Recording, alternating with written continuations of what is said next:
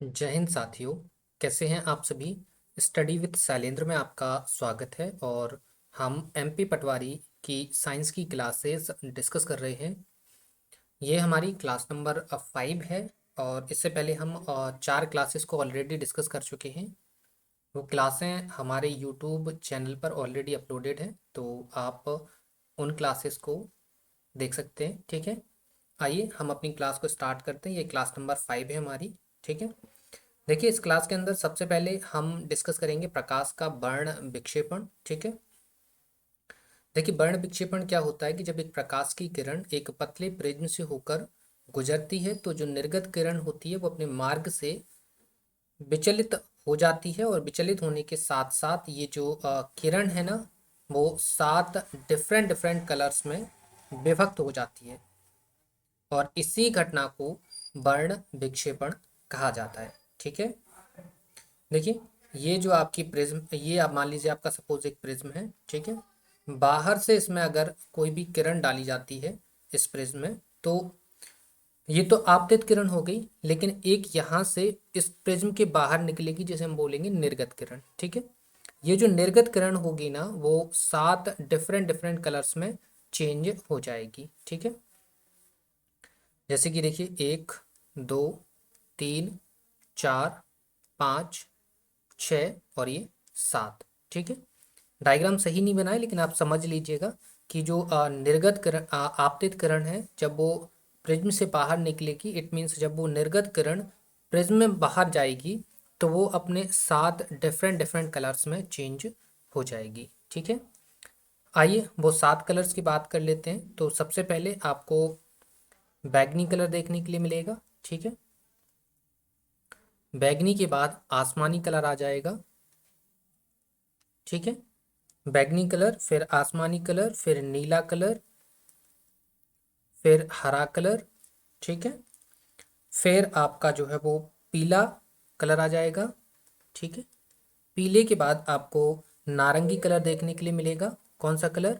नारंगी कलर। और सबसे ऊपर आपको देखने के लिए मिलेगा लाल कलर। ठीक है, तो इसकी एक ट्रिक भी होती है, ट्रिक को हम बोलते हैं बिबग्योर। राइट, क्या बोलते हैं? बिबग्योर। राइट, ये कलर्स के नाम हैं बिबग्योर। क्लियर है साथियों? तो ये कलर्स आप याद रख लेंगे। तो ये क्वेश्चन काफ़ी बार एग्जाम्स में पूछा जाता है। इसकी डेफिनेशन को लेकर भी आपके एग्जाम में प्रश्न पूछा जाता है। ठीक है, तो इसकी डेफिनेशन भी आप क्लियरली रट के रखेंगे। ठीक है, और ये जो कलर्स का क्रम है ना, वो भी आप रखेंगे याद। ठीक है, कलर्स का क्या क्रम क्या रहेगा? सबसे नीचे बैगनी, फिर उसके ऊपर आसमानी, फिर नीला, फिर हरा, फिर पीला, फिर नारंगी एंड लास्ट में लाल। ठीक है, क्लियर है? तो उम्मीद है आपको वर्ण विक्षेपण की प्रोसेस समझ में आ गई होगी। अगेन हम रिपीट करेंगे, प्रकाश का वर्ण विक्षेपण क्या होगा? प्रकाश का वर्ण विक्षेपण होगा कि जब किसी किरण को प्रिज्म के ऊपर आपतित करें। ठीक है, आपतित करेंगे तो जब वो किरण आपतित होगी तो फिर फाइनली प्रिज्म के बाहर भी एक किरण निकलेगी, जैसे हम निर्गत किरण बोलेंगे। और वो जो निर्गत किरण है वो अपने मार्ग से विचलित होगी। ठीक है, जब वो विचलित होगी तो 7 डिफरेंट कलर्स में चेंज हो जाएगी। ठीक है, और इस 7 कलर्स में चेंज होने की प्रोसेस को ही हम क्या बोलते हैं? हम बोलते हैं वर्ण विक्षेपण। ठीक है, क्लियर? कलर्स भी आपको डिफाइन कर दिए हमने। राइट, देखिए आगे देख लीजिए, ये कलर्स लिखे हुए हैं जैसा कि हमने प्रीवियस स्लाइड के अंदर आपको बताया था। ये कलर्स का क्रम आपको याद रखना है। बैगनी, आसमानी, नीला, हरा, पीला, नारंगी एंड लाल। ठीक है, इसको हमने क्या बताया था? बिबग्योर आपको लिख के बताया था। तो ये आप इंग्लिश में भी याद रख सकते हैं और हिंदी में भी आप याद रख सकते हैं। ठीक है, ये आपकी चॉइस है कि आपको कौन सी चीज़ समझ में आ जाती है। अब देखिए कुछ की पॉइंट्स हैं, वो आप याद रख लीजिएगा कि किसी वस्तु का जो रंग होता है वो उसके द्वारा परावर्तित होने वाला प्रकाश होता है। अगर प्रकाश लाल कलर का परावर्तित होगा तो वस्तु लाल रंग की दिखाई देगी। नीले कलर का परावर्तित होगा तो वस्तु नीली दिखाई देगी। लाल कलर का अगर कोई भी एनी ऑफ द कलर, अगर जो भी कलर आपका परावर्तित हो रहा है, वस्तु उसी रंग की आपको दिखाई देगी। ठीक है, परावर्तित होने का मतलब यहाँ पे समझ लीजिए, जैसे कि ये कोई वस्तु रखी हुई है, ठीक है, ये किरण इस पे परावर्तित आपतित हुई, ठीक है, आपतित होने के बाद किरण, ये आप खड़े हैं, मान लीजिए ये आपकी आईज है, ठीक है, ये आपकी आईज है, ये किरण आपतित हुई, आपतित होने के बाद ये किरण क्या है, आपकी आंख में जाके आंख की साइड जो है वो परावर्तित होगी, तो आपकी आंख में जो किरण परावर्तित होके पहुंची, तो जिस कलर की ये जो किरण परावर्तित होकर आपकी आंख तक गई है ना, वस्तु भी आंख को उसी कलर की नजर आएगी। सपोज ये जो है वो आपको ब्लू कलर की नजर आई, ये अगर परावर्तित किरण, ठीक है, अगर ब्लू कलर में रंग कलर जो आपको परावर्तित हुई है ये किरण, तो वस्तु का कलर आपको ब्लू ही नजर आएगा। रेड में परावर्तित होगी तो रेड नजर आएगा। आसमानी में परावर्तित होगी, इट मीन्स इंडिगो में परावर्तित होगी, तो आपको आसमानी कलर नजर आएगा, ठीक है, क्लियर। तो ये चीज आपको समझ में आ गई होगी। आप देखिए जरा आगे देख लीजिए, राइट, देखिए बैगनी रंग जो होता है वो सबसे अधिक विचलित होता है, तथा लाल रंग जो होता है वो सबसे कम विचलित होता है, ठीक है। जो कम विचलित होगा उसकी तरंग दैर्घ्य सबसे ज्यादा होगी, और जो सबसे अधिक विचलित होगा उसकी तरंग दैर्घ्य सबसे कम होगी, ठीक है। एक पॉइंट आप याद रखेंगे, जिस कलर का विचलन सबसे कम होगा उस रंग की तरंग दैर्घ्य सबसे अधिक होगी, और जिस रंग का विचलन सबसे अधिक होगा उस रंग की तरंग दैर्घ्य सबसे कम होगी, ठीक है। आगे समझ में आपको, चलिए आगे देखिए, आगे है कि जो आरबीजी होता है, आरबीजी ये आपके प्राइमरी कलर्स कहलाते हैं, ठीक है। कौन से कलर्स कहलाते हैं, ये आपके प्राइमरी कलर्स कहलाते हैं, जिसमें आर फॉर रेड होता है, बी फॉर ब्लू होता है, जी फॉर ग्रीन होता है, ठीक है, जिसे हम लाल, नीला और हरा कहते हैं, ठीक है। ये तीन कलर्स को हम प्राइमरी कलर्स बोलते हैं, ठीक है, क्लियर साथियों। आगे समझ में आपको इसको नोट डाउन कर लेंगे। आगे देखिए, आगे देखेंगे तो अब हम प्रकाश का प्रकीर्णन इसकी बात कर लेते हैं, ठीक है। किसकी बात कर लेते हैं, प्रकाश की प्रकीर्णन की, ठीक है। देखिए प्रकाश का प्रकीर्णन होता क्या है, कि जब एक प्रकाश की किरण किसी माध्यम से होकर गुजरती है या उसको गुजारा जाता है, तो उसमें कुछ कण उपस्थित होते हैं, तो प्रकाश उन कणों से टकराता है और टकराने के बाद विभिन्न दिशाओं में विचलित हो जाता है, ठीक है। इस प्रकार किरण के विचलित होने की घटना को हम क्या बोलते हैं, हम बोलते हैं उसको प्रकाश का प्रकीर्णन, ठीक है। आए समझ में। अब देखिए दो डाउट आ गए आपके पास कि सर विक्षेपण में भी क्या होती है, जब विक्षेपण होता है तब भी किरण क्या होती है, किरण अपने मार्ग से विचलित होती है, ठीक है, तब भी मतलब किरण का विचलन हुआ। और प्रकीर्णन में, सर प्रकीर्णन में भी क्या हो रहा है, जो किरण है वो क्या हो रही है, विचलित हो रही है। सो हम इसको कैसे पहचानेंगे कि प्रकीर्णन हो रहा है या विक्षेपण हो रहा है, ठीक है। तो देखिए मेरे साथियों, प्रकीर्णन में क्या होता है कि जो प्रकाश होता है वो वातावरण में उपस्थित, ठीक है, वातावरण में उपस्थित जो छोटे छोटे कण होते हैं ना, उनसे जब टकराता है तो वो प्रकाश जो है वो सभी दिशाओं में फैल जाता है, ठीक है। जबकि विक्षेपण जो होता है ना साथियों, विक्षेपण किसी माध्यम से टकराता है, सपोज प्रिज्म से टकराएगा, ठीक है। प्रिज्म के अलावा आप देखेंगे तो बूंद, बूंद भी तो एक तरीके से प्रिज्म का ही काम करने लग जाती है, ठीक है। तो जब विक्षेपण की घटना में और प्रकीर्णन की घटना में बस इतना सा फर्क है कि ये कण से टकराएगी और ये एक तरीके का प्रिज्म बनाएगी, ठीक है। ये ट्रांसपेरेंट, ये जो है ना ट्रांसपेरेंट चीज पे काम करता है, जबकि ये किसी ट्रांसपेरेंट चीज पे काम नहीं करता है, ठीक है, क्लियर। आगे समझ में छोटा सा डाउट है जो आपको समझना पड़ेगा, क्लियर है। देखिए प्रकाश के प्रकीर्णन के कारण ही आपको आकाश का जो रंग है वो नीला दिखाई देता है, क्योंकि नीला रंग सबसे अधिक फैलता है, ठीक है। क्या है रीजन, कि नीला रंग जो है वो सबसे अधिक फैलता है, जिस कारण आपको आकाश का रंग नीला दिखाई देता है। तो ये एग्जाम्पल ना आपके एग्जाम के अंदर काफ़ी बार पूछा गया है, तो इसको आप डबल स्टार लगा के लिखेंगे और नोट करेंगे। इसकी डेफिनेशन आपके लिए इंपॉर्टेंट नहीं है, डेफिनेशन आपकी विक्षेपण की इंपॉर्टेंट है, एग्जाम्पल भी विक्षेपण का इंपॉर्टेंट है, और आपकी जो कलर्स का क्रम है ना वो भी इम्पोर्टेंट है, लेकिन यहाँ पर आपके लिए एग्जाम्पल आपके लिए इम्पोर्टेंट है। ठीक है, क्लियर है साथियों? आगे आपको समझ में आई? आगे देखिए ज़रा थोड़ा सा। देखिए अब हम पूर्ण आंतरिक परावर्तन की बात कर लेते हैं। तो देखिए पूर्ण आंतरिक परावर्तन क्या होता है, छोटी सी ध्यान से चीज समझिएगा। क्या होता है कि जब कोई प्रकाश किरण सघन माध्यम से विरल माध्यम में जा रही हो तो आपतन कोण का मान क्रांतिक कोण से अधिक हो, तो ऐसी स्थिति में प्रकाश की किरण दूसरे माध्यम में जाकर पुनः पूर्व माध्यम में लौट आती है। यह घटना प्रकाश का पूर्ण आंतरिक परावर्तन कहलाती है।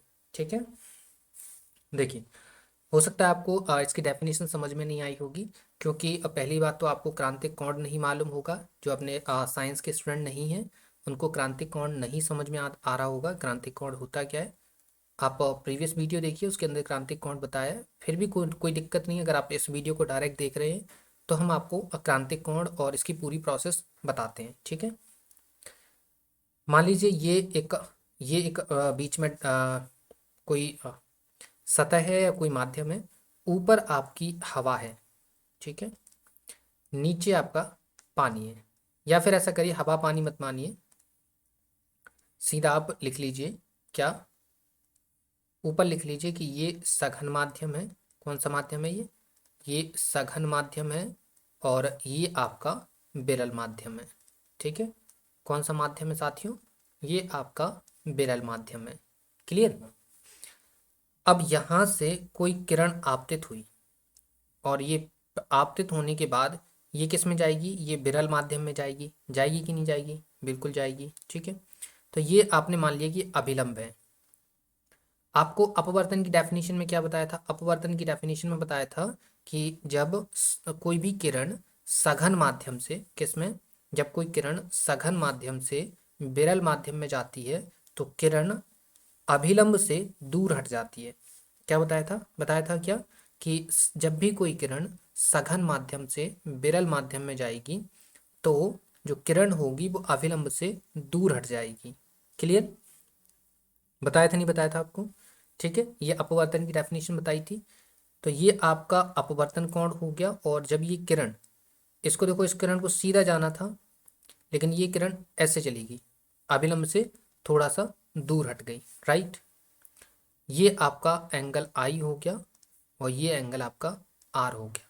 ठीक है, अब क्या होगा कि आप इस किरण को जब नीचे की तरफ झुकाएंगे, इस किरण को नीचे की तरफ झुकाएंगे तो ये किरण ऊपर की तरफ उठती हुई चली जाएगी। ठीक है, और जब ये किरण इस सतह पर पहुंच जाएगी, मतलब यहाँ पहुंच जाएगी, जब ये किरण, ये आपतित किरण हो गई और ये परावर्तित किरण हो गई, इन दोनों के बीच में जब 90 डिग्री का एंगल बन जाएगा, ठीक है, ये आपका अभिलंब है, यहाँ जब 90 डिग्री का एंगल बन जाएगा, यहाँ अभिलंब और किसके बीच में, अभिलंब और आपकी जो आपतित किरण है, आपकी जो परावर्तित किरण है, ठीक है, आपका जो आप बोल सकते हैं अपवर्तन कोण है। ठीक है, जो अपवर्तन कोण है वो क्या हो जाएगा आपका, जब 90 डिग्री हो जाएगा तो उसे हम क्रांतिक कोण बोलते हैं। ठीक है, तो जब आपका ये जो आपकी आपतित किरण है ना, आपतित किरण का जो आपतन जो कोण होगा, जब आपतन कोण परावर्तन कोण से क्या हो जाएगा, सॉरी परावर्तन नहीं, अपवर्तन कोण से, जब आपतित किरण का जो आपतन जो कोण है या आपतित किरण का जो कोण है, देखिए ध्यान से, आपतन कोण या आपतित किरण का कोण, आपतित कोण या आपतन किरण का कोण जो है वो ग्रेटर हो जाएगा किससे, अपवर्तन कोण से। ठीक है, 90 डिग्री पे तो क्रांतिक कोण बोलने लगते हैं, होता वो अपवर्तन कोण ही, जो क्रांतिक कोण होता है ना वो आपका अपवर्तन कोण होता है। ठीक है, लेकिन जब वो अविलंब के साथ 90 डिग्री का कोण बना लेता है तो उसे हम जो है वो क्रांतिक कोण बोलने लग जाते हैं। ठीक है, तो जब आपका आपतित किरण का मान अपवर्तन कोण, या फिर आप बोल लीजिए क्या बोलेंगे आप, क्रांतिक कोण, क्रांतिक कोण तो आपको पता चल गया, क्रांतिक कोण कब बोलते हैं? जब जो अपवर्तन कोण होता है ना वो अभिलंब के साथ कितना 90 डिग्री का कोण बना लेता है, तो उसे हम क्या बोलते हैं? उसे हम क्रांतिक कोण बोलते हैं। ठीक है। तो जब आपतित किरण का जो कोण है वो ग्रेटर हो जाएगा किससे? अपवर्तन कोण के मान से। ठीक है। तो जब ऐसी स्थिति बनेगी तो जो प्रकाश की किरण है ना वो दूसरे माध्यम में जाकर पुनः पूर्व माध्यम में वापस लौट आएगी। ठीक है। ऐसे करके घूमती जाएगी, ये किरण नीचे की तरफ झुकती जाएगी, ये किरण ऊपर की तरफ अविलंब से और दूर जाएगी और दूर जाएगी, और ऐसे ऐसे करके वो वापस उसी माध्यम में लौट के आ जाएगी। ठीक है। तो इस घटना को हम प्रकाश का पूर्ण आंतरिक परावर्तन कहते हैं। ठीक है। क्लियर? एग्जाम्पल के लिए आप मृगमरीचिका समझ सकते हैं। ठीक है।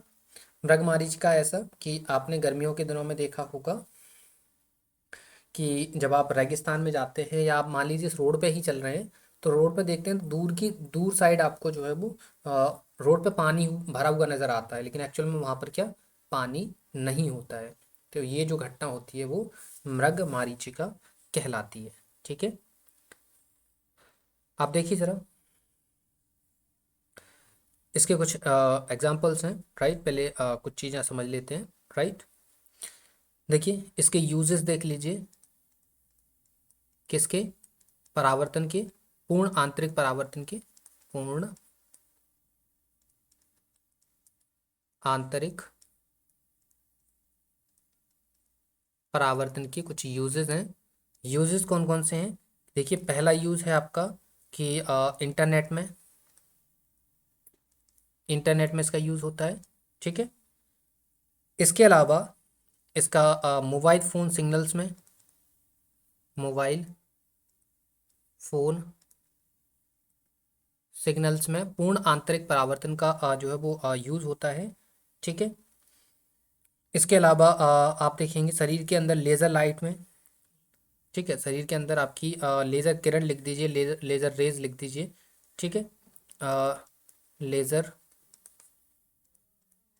किरण में, ठीक है, क्योंकि शरीर के अंदर आप लेज़र किरण भेजते हैं तो वापस आपको पुनः उसी माध्यम में लौटने लगती है। ठीक है, पूर्व उसी माध्यम में वापस आ जाती है। ठीक है। तो ये कुछ यूजेस हैं, यूजेस तो काफ़ी सारे हैं, तो आप यूजेस आप देख सकते हैं। जो आपने प्रकाशिक तंतु का नाम सुना होगा, तो प्रकाशिक तंतु के अंदर ऑप्टिकल फाइबर का नाम सुना हो, तो जो ऑप्टिकल फाइबर होता है, ऑप्टिकल फाइबर, क्या? ऑप्टिकल फाइबर, ये जो होता है ना ये आपका पूर्ण आंतरिक परावर्तन पर बेस्ड होता है, और ये सब इसी के एग्जांपल्स हैं। ये ऑप्टिकल फाइबर के अंदर ही आता है आपका internet, mobile phone signals, laser किरण, इसके अलावा आपका वैद्युत चुंबकीय अवरोध, और आपकी रेडियो वेव्स, है ना, रेडियो वेव्स, ये सारी की सारी भी ये भी किस में आती हैं? आपकी पूर्ण आंतरिक परावर्तन के यूजेस के अंदर आती हैं। ठीक है। तो इनको आप लिख लीजिएगा, ये छोटे छोटे पॉइंट्स आपके एग्जाम के अंदर पूछे जाते हैं और बच्चे जो है वो कंफ्यूज हो जाते हैं। ठीक है। और देखिए थोड़ा सा आप अगर एक्चुअल में सही तरीके से डेटा पढ़ेंगे ना तो आपको थोड़ी सी प्रॉब्लम तो होगी। ठीक है।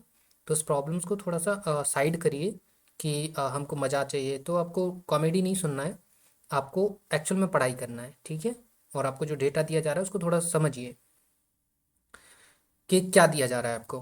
क्लियर? हम चाहें तो आपको जो है वो वन लाइनर क्वेश्चंस दे सकते हैं, लेकिन नहीं, पहले theory is more important to your exam. Right, so आप अपनी थ्योरी को कंप्लीट करिए, फिर आपको जो है वो एमसीक्यूज दिए जाएंगे, वन लाइनर्स दिए जाएंगे, लेकिन पहले आपके लिए थ्योरी इंपॉर्टेंट है। ठीक है। थ्योरी से क्या होता है, आपका बेस क्लियर हो जाता है। बेस क्लियर तो फिर आप किसी भी बड़ी से बड़ी जो है इमारत को खड़ा कर लेंगे, कोई दिक्कत नहीं है। ठीक है।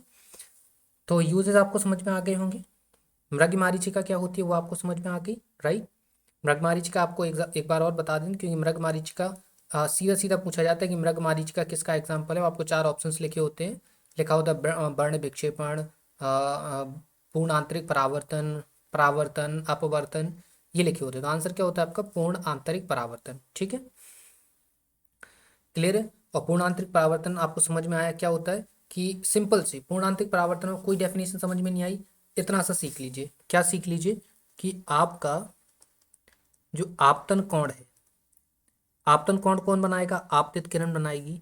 जो आपतन कोण है ना वो अपवर्तन कोण से क्या होगा, अपवर्तन कोण से क्या हो जाएगा, ग्रेटर हो जाएगा। ठीक है, अगर अपवर्तन कोण नहीं लिखा रहता है कहीं कहीं, अगर आपको अपवर्तन कोण नहीं लिखा रहेगा तो क्या लिखा रहेगा, क्रांतिक कोण।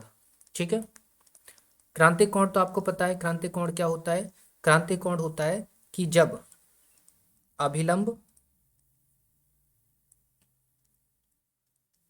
जब आपका जो अपवर्तन कोण होता है जो अभिलंब के साथ कितना डिग्री कोण बनाता है, 90 डिग्री कोण बना लेता है, तो फिर आपका क्या हो जाता है, जो आपकी अपवर्तित किरण है, ठीक है, अपवर्तित जो किरण है वो अभिलंब के साथ, किसके साथ, अभिलंब के साथ कितना कोण बना लेती है, 90 डिग्री। राइट, क्या बोला हमने, जब अपवर्तित,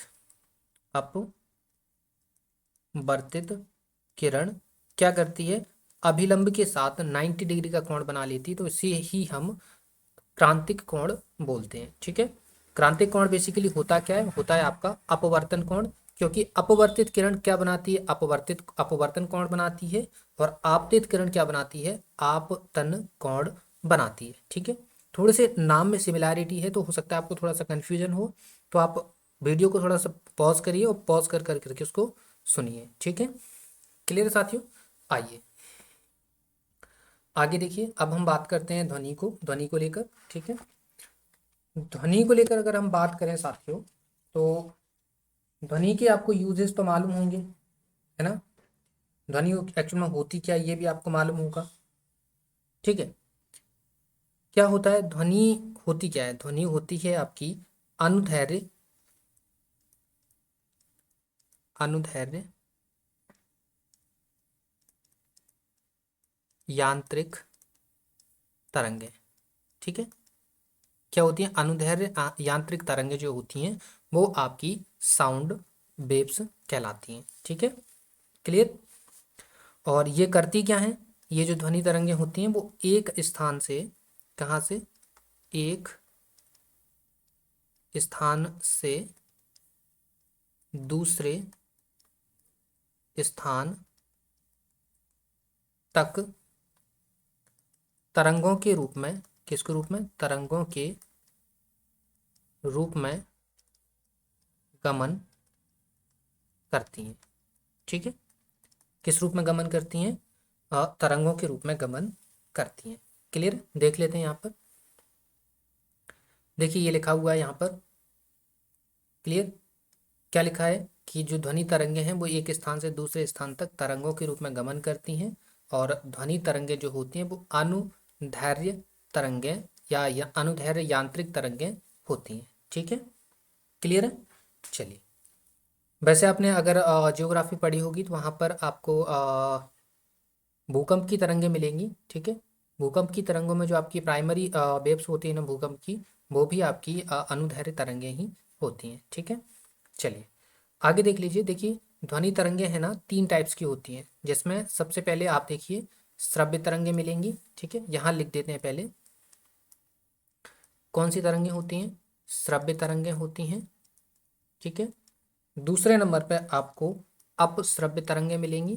कैसी मिलेंगी, अपश्रव्य तरंगे मिलेंगी। एंड तीसरे नंबर पर आपको मिलेंगी पराश्रव्य तरंगे।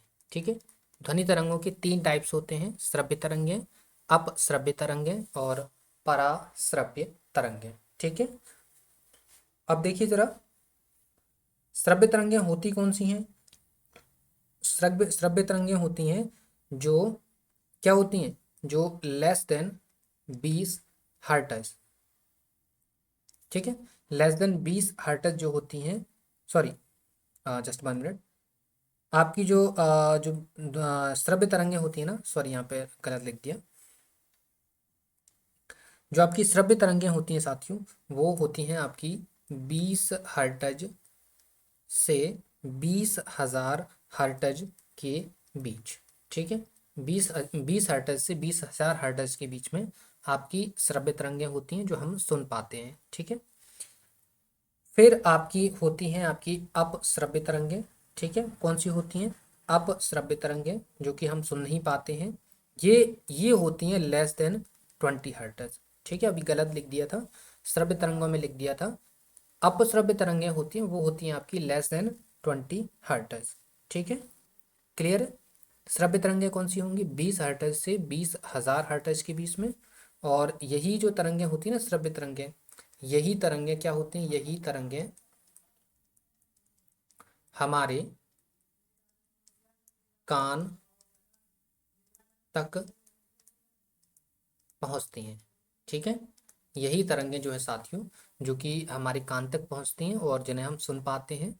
अपश्रव्य तरंगें 20 हर्ट्ज से क्या होती हैं, कम होती हैं और इन्हें हम क्या सुन नहीं सकते। ठीक है, इनको क्या नहीं कर सकते, सुन नहीं सकते। ठीक है, आगे आ जाइए, पराश्रव्य तरंगों की बात कर लेते हैं। तो ये जो तरंगें होंगी वो होंगी ग्रेटर देन 20,000 हर्ट्ज। ठीक है, 20,000 हर्ट्ज से ऊपर की जो तरंगें हैं उनको हम पराश्रव्य तरंगों की श्रेणी में रखते हैं। ठीक है, ये जो तरंगें होती हैं ना साथियों, इन्हें मानव मानव नहीं सुन सकता। ठीक है, मानव नहीं सुन सकता। इसके अलावा इनको कौन कौन सुन सकता है, इनको कुत्ते सुन सकते हैं। ठीक है, इनको बिल्ली सुन सकती हैं, इनको चमगादड़ सुन सकती है। ठीक है, क्लियर, आए समझ में। मच्छर सुन सकते हैं इनको। ठीक है, ये जो है वो इन पराश्रव्य तरंगों को सुन सकते हैं। क्लियर है। चलिए, इसके अलावा आपको बता दें कि जो भूकंप आने पर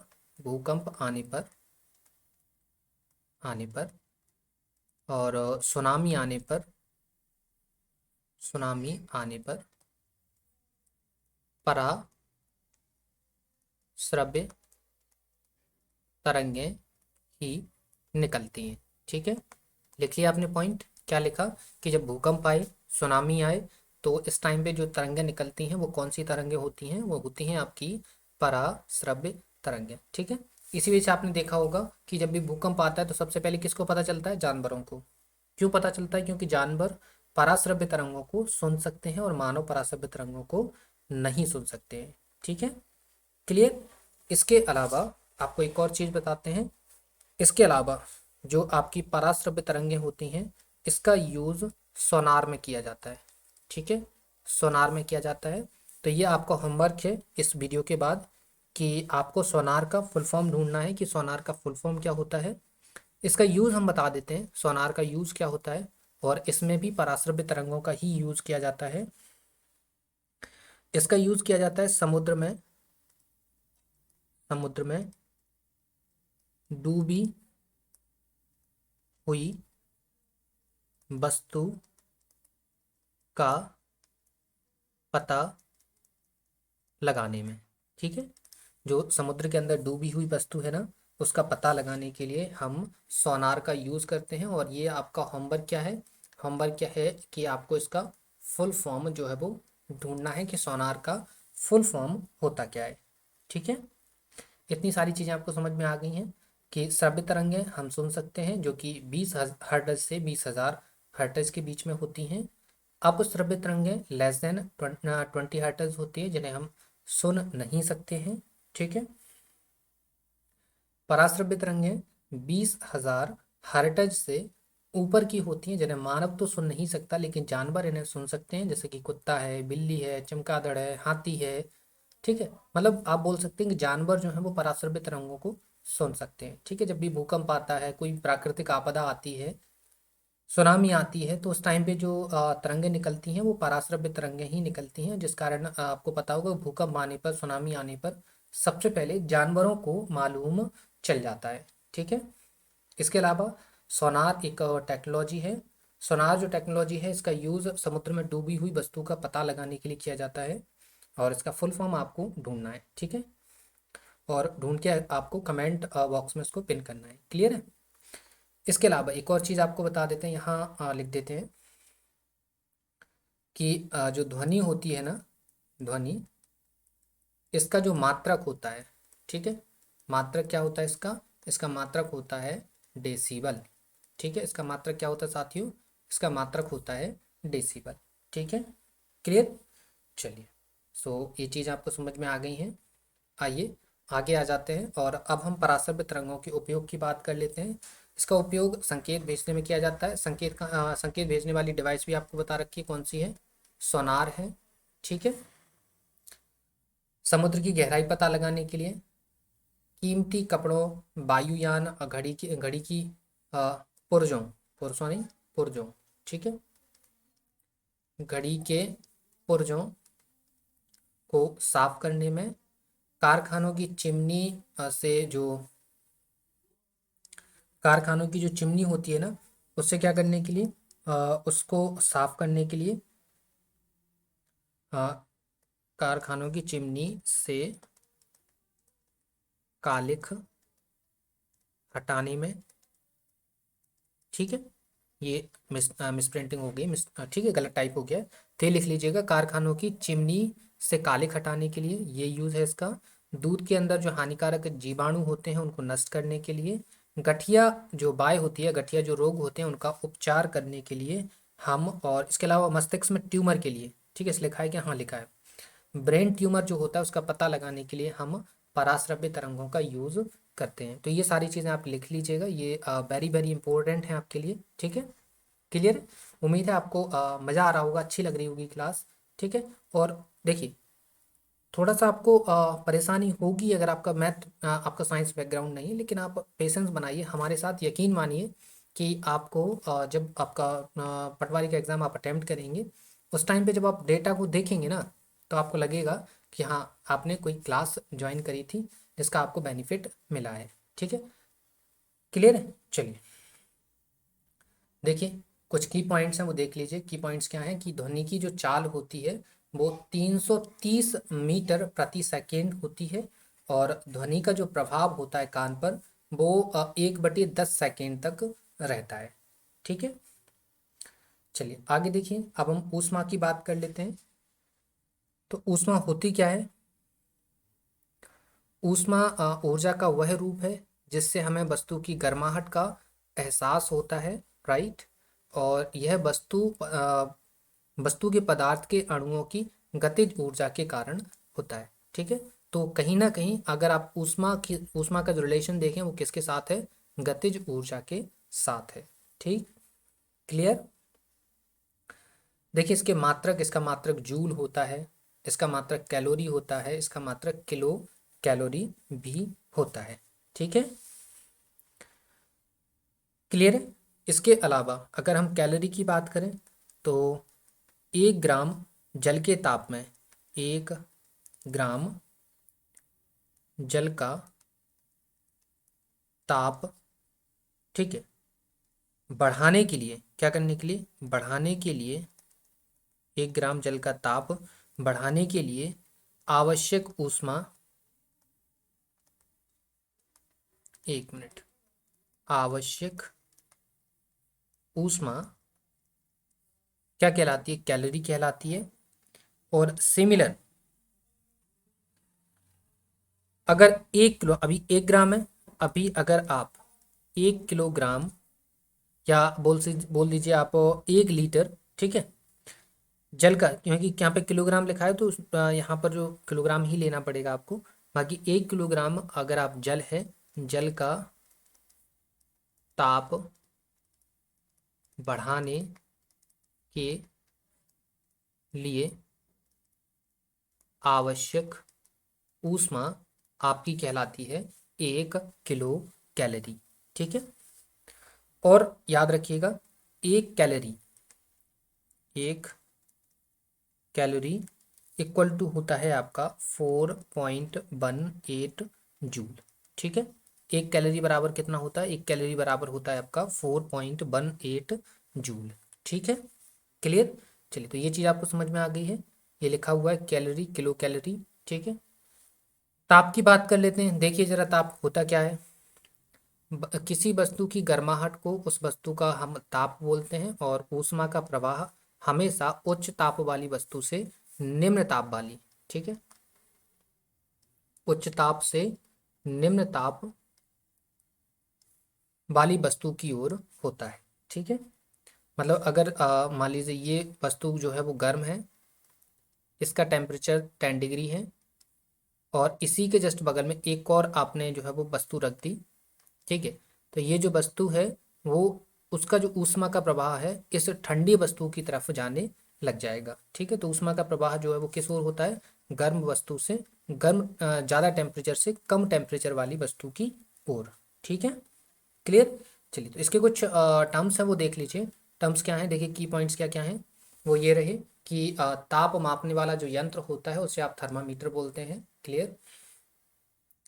इसके कुछ पैमाने हैं, जिसमें एक पैमाना सेल्सियस पैमाना है, इसके अलावा एक पैमाना फ़ारेनहाइट पैमाना है, एक आपका र्यूमर पैमाना है। ठीक है, एक केल्विन पैमाना है।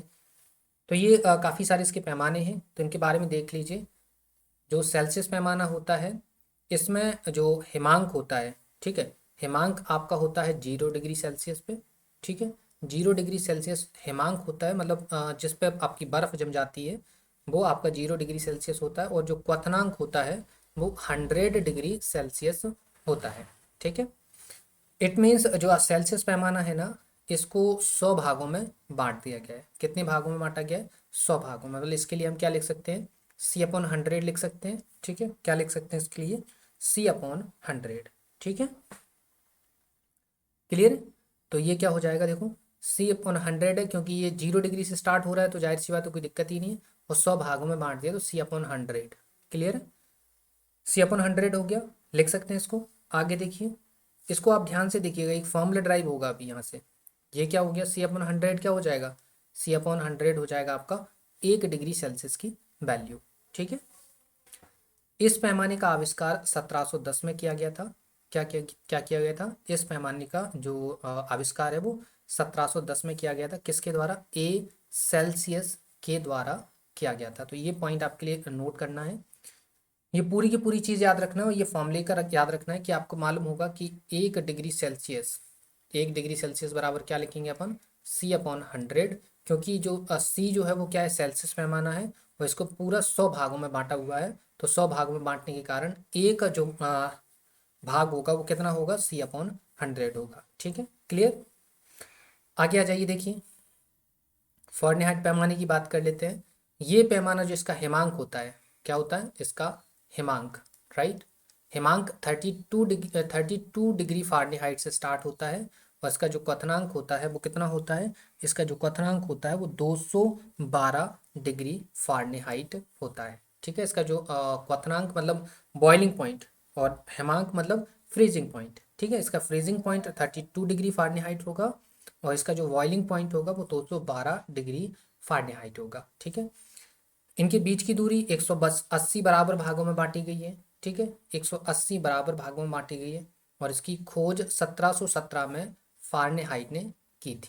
ठीक है, तो यहाँ से देखिए इसको कितने से स्टार्ट किया जा रहा है, 32 से स्टार्ट किया जा रहा है। फ़ारेनहाइट को F से रिप्रेजेंट करते हैं, 32 डिग्री से स्टार्ट किया जा रहा है, तो इसको जरा जीरो पे लाओ तो कितना, F में से 32 माइनस कर दिया, और कितने भागों में बटा हुआ है, ये 180 भागों में बटा हुआ है। तो ये क्या हो जाएगा, 1 डिग्री फ़ारेनहाइट की वैल्यू। ठीक है, 1 डिग्री फ़ारेनहाइट की वैल्यू क्या हो गई, F-32/180।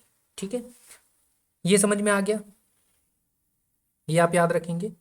क्लियर। तो ये दो दो आपके फॉर्मूले हो गए, अभी इसका यूज़ करेंगे अपन। ठीक है, तो इसके यहाँ से 1 मिनट मिटा देते हैं, क्योंकि यहाँ पे ये जो है ओवरलैप हो रहा है। इसको आप पहले लिख लिया होगा आपने, यहाँ लिख देते हैं। 1 डिग्री फ़ारेनहाइट बराबर क्या प्रूफ हो गया, एफ था 32 से स्टार्ट हो रहा है, तो हमने इसमें से 32 माइनस कर दिया, और कितने भागों में बटा हुआ, 180 भागों में, तो 180 का डिवाइड दे दिया। ठीक है, अब देखिए केल्विन पैमाना, केल्विन पैमाना इसका जो फ्रीजिंग पॉइंट है वो कितना है, 273 केल्विन होता है, और इसका जो क्वथनांक होता है, इसका क्या होता है, इसका जो क्वथनांक होता है वो क्या होता है, 373 केल्विन। मतलब इसका जो फ्रीजिंग पॉइंट है वो 273 होगा, इसका जो केल्विन इसका जो बॉइलिंग पॉइंट है वो 373 होगा। इस हिसाब से इसको रिप्रेजेंट करते हैं के से। इसको जीरो पे लाएंगे तो 273 माइनस कर देंगे, कितने भागों में बटा हुआ है, 273 से 373, इट मीन 100 भागों में बटा हुआ है। तो 1 केल्विन बराबर कितना हो जाएगा, K-273 बटे का 100। ठीक है, लास्ट पैमाना देख लीजिए। इसका जो फ्रीजिंग पॉइंट है वो 0 डिग्री है और इसका जो बॉइलिंग पॉइंट है वो 80 डिग्री है। ठीक है, इसकी खोज 1730 में र्यूमर ने करी थी। इसको आर से रिप्रेजेंट करते हैं। ये 0 से स्टार्ट हो रहा है तो कोई माइनस करने की जरूरत है नहीं, लेकिन कितने भागों में बटा हुआ है? 0 से 80। कितना हो गया टोटल? 80 भाग हो गए। कितने भाग हो गए? 80। तो एक र्यूमर बराबर कितना हो जाएगा? एक र्यूमर बराबर हो जाएगा R/80। ठीक है, तो यहां से एक आपको क्या मिल जाएगा? यहां से आपको देखिए एक पैमाना मिलेगा, समीकरण मिलेगा। कौन सा समीकरण मिला आपको? देखिए जरा। आपने सबसे पहले देखिए, सबसे पहले आपने सेल्सियस पैमाना लिया था, तो सेल्सियस पैमाने का जो फ्रीजिंग पॉइंट था वो 0 था। तो C अपॉन कितना लिखा था आपने? C अपॉन में आपने लिखा था कितना? 100 लिखा था, नहीं लिखा था? क्योंकि ये 100 बराबर भागों में बटा हुआ था, 0 से 100 डिग्री तक था। 0 था वो इसका फ्रीजिंग पॉइंट था और 100 इसका बॉइलिंग पॉइंट था। ठीक है, फ़ारेनहाइट पे आ जाते हैं जरा। फ़ारेनहाइट 32 से स्टार्ट हो रहा था, तो F माइनस का 32 अपॉन में कितने भागों में बटा हुआ है? ये कितने भागों में बटा हुआ है? जरा देखो कितने भागों में बटा हुआ है, यहाँ देखो ना। कितने? 180 बराबर भागों में बटा हुआ है। तो यहाँ पे अपॉन में 180 आ गया। राइट, फिर देखिए जरा, फिर कौन सा है आपका? र्यूमर पैमाना है। र्यूमर पैमाना कितने से? 0 से स्टार्ट हो रहा है, तो R अपॉन में कितने भागों में बटा हुआ? 80 भागों में, तो अपॉन में 80। केल्विन पैमाना 273 से स्टार्ट होता है, तो K-273 अपॉन में कितने भागों में बटा हुआ है? 100। अब ये सब क्या है? एक दूसरे के बराबर है। अब जो कट रहा है काट लो, देखो 20 से काट दें, 20 5 100, 20 नाम 180, 20 चौके 80, 20 5 100। तो फॉर्मूला क्या ड्राइव हुआ? C/5 equal to F minus का 32 अपॉन में 9 और इक्वल टू कितना हो जाएगा आपका? R अपॉन में 4 इक्वल टू K माइनस का 273 अपॉन में 5। ठीक है, ये फॉर्मूला आपको याद रखना है। क्लियर है? ये फॉर्मूला किसका हो जाएगा? ये फॉर्मूला हो जाएगा आपका ताप का। ठीक है, ताप को मेजरमेंट करना हो, जैसे कई बार आपसे बोला जाएगा कि आपसे बोला गया कि 5 डिग्री सेल्सियस में कितने फ़ारेनहाइट है? कितने फ़ारेनहाइट है? तो आप कैसे बताओगे? देखो C/5 इक्वल टू क्या है? F माइनस का 32 अपॉन में 9। कितना? 5 डिग्री सेल्सियस है, तो 5/5 इक्वल टू F माइनस का 32 अपॉन में 9। देखो 5 से 5 कैंसिल, 1 बचा, तो कितना आ जाएगा? 9 इक्वल टू F माइनस का 32। तो F इक्वल टू कितना हो जाएगा? 9 प्लस का 32। तो F इक्वल टू कितना हो जाएगा?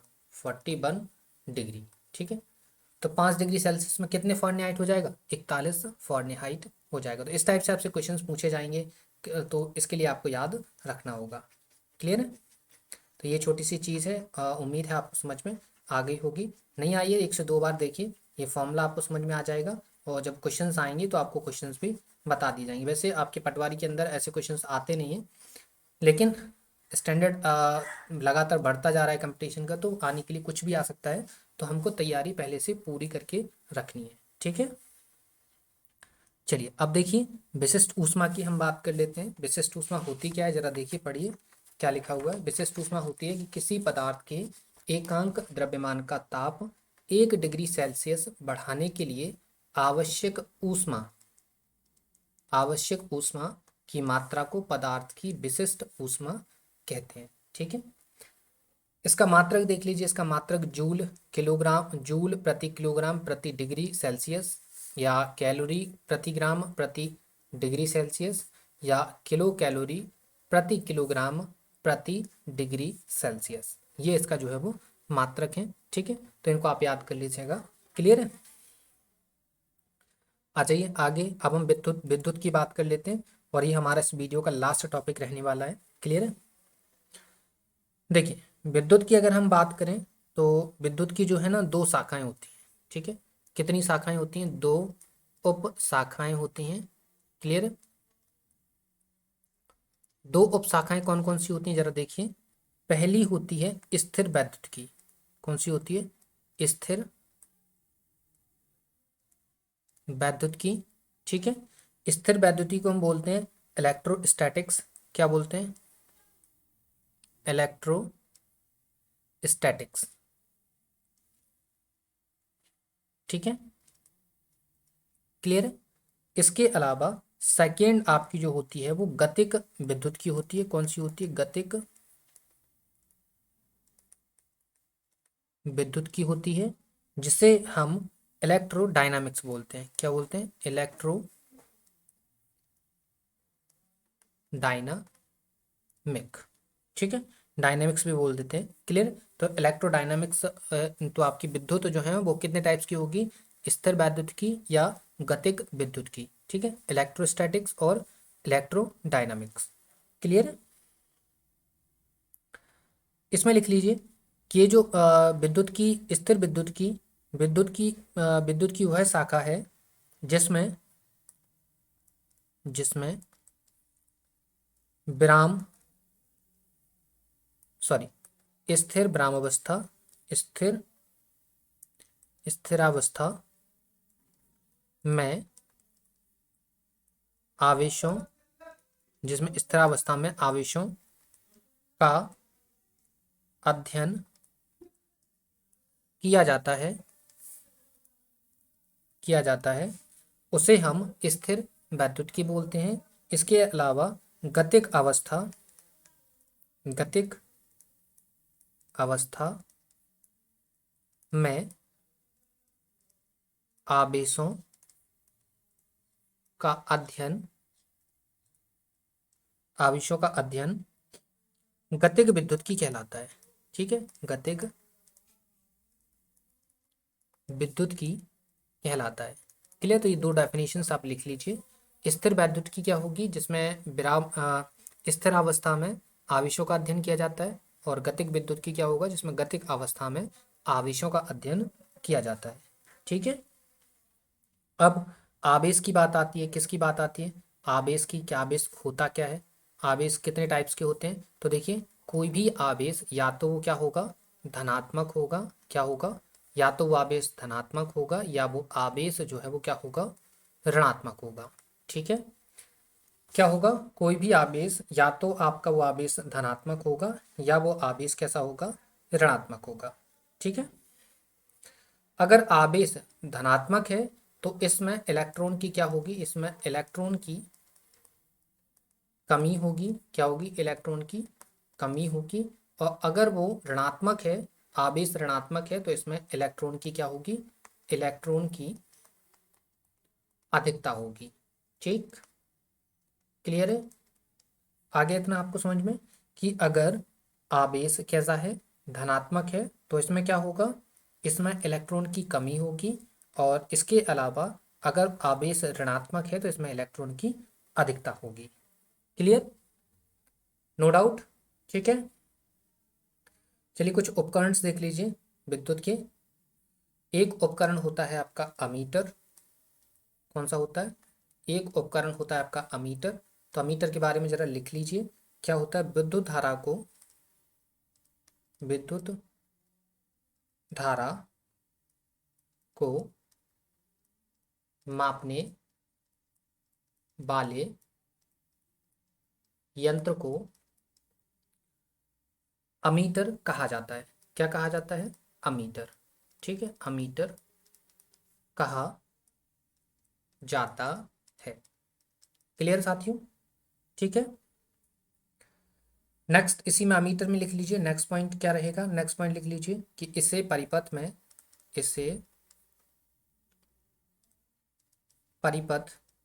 में सदैव श्रेणी क्रम में लगाया जाता है। देखिए, परिपथ आपके जो होते हैं ना वो टू टाइप्स के होते हैं। जरा यहाँ देख लीजिए, आपकी जो परिपथ होते हैं ना वो टू टाइप्स के होते हैं। एक परिपथ होता है आपका श्रेणी क्रम वाला परिपथ। ठीक है। एक परिपथ जो होता है ना साथियों वो होता है आपका समांतर क्रम का। क्लियर है। तो अभी इसको हम डिस्कस नहीं करेंगे, आगे चलकर हम इनको डिस्कस करेंगे। ठीक है, फिलहाल के लिए आप देख लीजिए कि जो परिपथ, एक परिपथ श्रेणी क्रम होगा, एक परिपथ समांतर क्रम का होगा। तो ये जो अमीटर है वो श्रेणी क्रम वाले परिपथ में यूज किया जाता है। ठीक है। नेक्स्ट पॉइंट लिख लीजिए। नेक्स्ट पॉइंट रहेगा कि आदर्श अमीटर का मान सदैव शून्य होता है। ठीक है, आदर्श अमीटर का मान जो है वो क्या होता है साथियों, वो होता है आपका शून्य। क्लियर। चलिए, तो आगे की बात करें अब हम, देखिए जरा नेक्स्ट। अब हम बात कर लेते हैं वोल्ट मीटर की, अमीटर की बात कर ली। अब लिख लीजिए आप क्या, वोल्ट मीटर। क्या लिखेंगे आप, वोल्ट मीटर। ठीक है, वोल्ट मीटर लिखो। इसका प्रयोग विभवांतर मापने में किया जाता है। इसका प्रयोग विभवांतर मापने में किया जाता है। नेक्स्ट पॉइंट लिख लीजिए, इसे परिपथ में सदैव समांतर क्रम में जोड़ा जाता है। समांतर क्रम में जोड़ा जाता है। ठीक है, नेक्स्ट पॉइंट लिखिए, आदर्श वोल्ट मीटर, आदर्श वोल्ट मीटर का प्रतिरोध अनंत होता है, अनंत होता है। ठीक है, ये 3 पॉइंट्स आपने लिख लिए। क्लियर है। अब लास्ट टर्म्स लिख लीजिए विद्युत का, जो विद्युत के विद्युत से रिलेटेड आपका जो एग्जाम के अंदर चैप्टर आता है, उसमें लास्ट आप पॉइंट लिख लीजिए। लिख लीजिए विद्युत फ्यूज। क्या लिखेंगे, विद्युत फ्यूज। ठीक है, विद्युत फ्यूज लिखेंगे। इसको हम बोलते हैं इलेक्ट्रिक फ्यूज। ठीक है, क्लियर। इसका देखिए पहला पॉइंट लिखिए, इसका प्रयोग परिपथ में लगे उपकरणों की सुरक्षा के लिए लगाया जाता है। ठीक है, नेक्स्ट पॉइंट लिखिए, इसको तांबा, टिन व शीशे की मिश्र धातु से बनाया जाता है। ठीक है, नेक्स्ट पॉइंट लिखिए, इसका लास्ट पॉइंट लिखेंगे, यहां लिख देते हैं, इसका गलनांक कम होता है। इसका गलनांक कम होता है। ठीक है, क्लियर। इसके अलावा एक और पॉइंट लिखेंगे, इसको सदैव, यहां लिख देते हैं पॉइंट, पेन चेंज करके, इसको सदैव श्रेणी क्रम में लगाया जाता है। ठीक है, क्लियर। तो ये आपकी कुछ टर्म्स थे किसके, विद्युत वाले चैप्टर के, विद्युत वाले पॉइंट उसके। तो यहाँ से आपके क्वेश्चंस पूछे जाते हैं, इनको आप नोट कर लीजिएगा। क्लियर है साथियों, तो उम्मीद है आपको ये चीज़ें समझ में आ गई होंगी। ठीक है, तो आपको जो चीज़ नहीं समझ में आए, देखो हम इस तरीके से आपको पढ़ा रहे हैं कि आपका एक बेहतरीन नोट बन के तैयार हो जाए। देखो हमने हिस्ट्री भी पढ़ाई हुई है आपको, तो हिस्ट्री से आप नोट बना सकते हैं। आपको जो भी चीज़ पढ़ाते हैं हम एक एक्चुअल डेटा के साथ पढ़ाते हैं कि आप अपना अच्छी तरीके से नोट बना पाएँ, और जो भी बच्चा कभी तैयारी भी नहीं किया हो ना, वो भी एक अच्छी तैयारी कर पाए। ठीक है, तो आप थोड़ा सपोर्ट बनाइए, चीज़ों को समझिए कि एक्चुअल में हम आपको देना क्या चाहते हैं। हम आपके साथ मजाक नहीं कर रहे हैं। हम चाहें तो स्लाइडें बनाई, थोड़ा बहुत उसमें लिखा, और कुछ चुटकुले उसमें डाल दिए, कुछ डाल दिए, तो उससे आपको मज़ा आएगा। लेकिन एक्चुअल में आपको डेटा जो चाहिए ना, वो डेटा आप तक नहीं पहुंच पाएगा। ठीक है, तो चीज़ों को समझिए, कदर करिए उनकी। ठीक है, तो मिलते हैं आपसे नेक्स्ट वीडियो में, तब तक के लिए धन्यवाद। क्लास पसंद आए तो क्लास को लाइक करिए, शेयर करिए, चैनल को सब्सक्राइब जरूर कर लेना है। ठीक है, तो मिलते हैं आपसे नेक्स्ट वीडियो में, तब तक के लिए धन्यवाद।